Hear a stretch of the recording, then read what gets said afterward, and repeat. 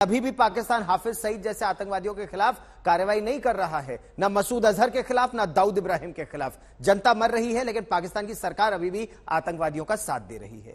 अच्छा, पाकिस्तान कई दशकों से इसकी टोपी उसके सर वाली कहावत को चरितार्थ करता आ रहा है। कैसे एक देश से लोन मांगता है, दूसरे देश का कर्ज चुका देता है, तीसरे से मांगता है, चौथे का चुका देता है। वो इस तरह से रॉबिंग पीटर टू पे पॉल जो कहा जाता था वो कर रहा था।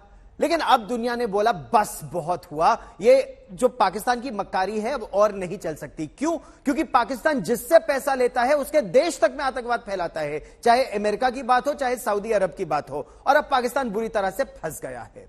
अब अगर अंतरराष्ट्रीय मुद्रा कोष की बात करें, मदद मिल नहीं पा रही है। केवल 1.1 बिलियन डॉलर्स उसको अभी मिलना है, वो भी नहीं मिल पा रहा है। हम आपको कुछ आंकड़े दिखाते हैं कि कैसे पाकिस्तान बिल्कुल कंगाली की कगार पर है।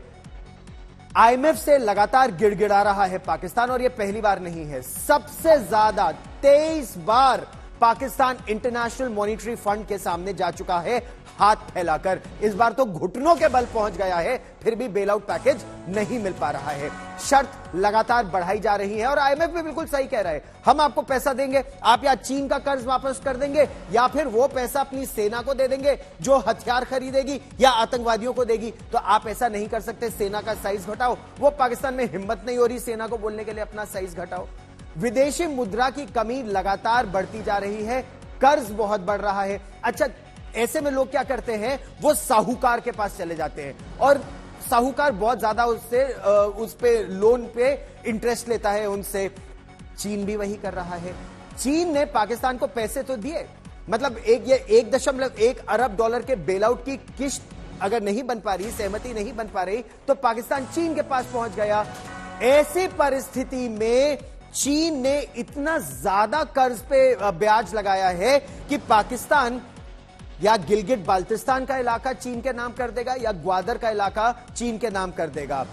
एक और समस्या आ रही है, सऊदी अरब से जो उम्मीद थी पाकिस्तान को, अब वो नहीं मिल रही मदद।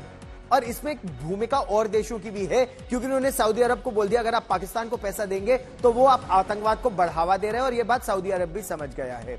ऐसे में जनता का टैक्स बढ़ाना पड़ रहा है, ऐसे में सेना को यह कहना पड़ रहा है पाकिस्तान को कि अब अपने खर्चे कम करो, लेकिन वो हिम्मत है नहीं। ऐसे समय में जब पाकिस्तान लगभग कंगाली की कगार पर है, उसके पास अपनी जनता को देने के लिए इस समय ना आटा है, ना बिजली है, ना गैस है। क्या भारत मदद करेगा? क्या भारत को पाकिस्तान की मदद करनी चाहिए? हम आपको बता दें कि जब यही प्रश्न विदेश मंत्री डॉक्टर एस जयशंकर से पूछा गया, तो उन्होंने क्या कहा? उन्होंने दो टूक कहा कि किसी भी देश के हालत बाहर के देश सुधार नहीं सकते जिस देश का मूल उद्योग आतंकवाद हो। यह समझ जाइए, पाकिस्तान का मूल उद्योग क्या है? आतंकवाद। पाकिस्तान का रोल मॉडल कौन है? हाफिज सईद। अब ऐसे देश को, पाकिस्तान को अगर पैसा दे भी दे भारत, तो वो पैसा इस्तेमाल होगा भारतीयों को मारने में। यही नहीं, डॉक्टर एस जयशंकर ने यह भी कहा कि पाकिस्तान में हालत कोई एक दिन में तो ऐसे बने नहीं, ये दशकों से यही स्थिति आ रही है। दशकों से जो पाकिस्तान में अराजकता है, उसकी वजह से आज पाकिस्तान की यह हालत है। और जहां तक ऐसे हालात में अब लोग उदाहरण देते हैं श्रीलंका। एक पड़ोसी पाकिस्तान है उत्तर में, एक पड़ोसी हमारा है श्रीलंका। हमने श्रीलंका की मदद की। क्यों?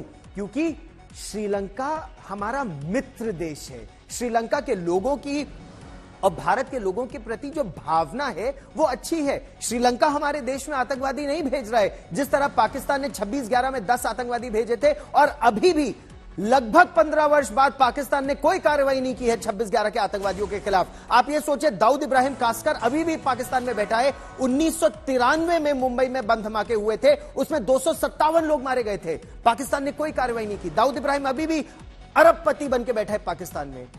अब अगर पाकिस्तान को पैसा चाहिए तो दाऊद इब्राहिम दे पाकिस्तान को पैसा, वहां से तो मिल नहीं रहा। तो यह भावना पूरा विश्व जानता है कि जो देश आतंकवाद का साथ देता है, विश्व में किसी की उस देश के साथ सहानुभूति नहीं होती।